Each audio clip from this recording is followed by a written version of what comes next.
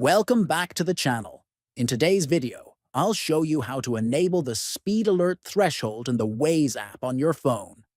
This feature helps you stay aware when you're driving over the speed limit. It's simple, useful, and takes less than a minute to activate. First, open the Waze app on your phone.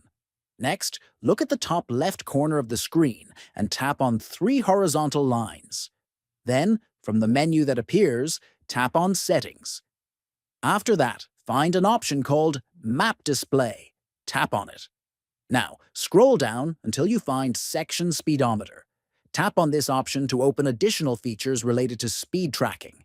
Finally, turn on the option called Alert at Threshold. Once you've enabled the setting, Waze will now notify you whenever you exceed the speed threshold while driving.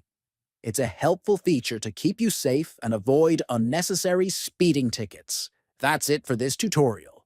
Now you know how to activate the speed alert threshold in Waze.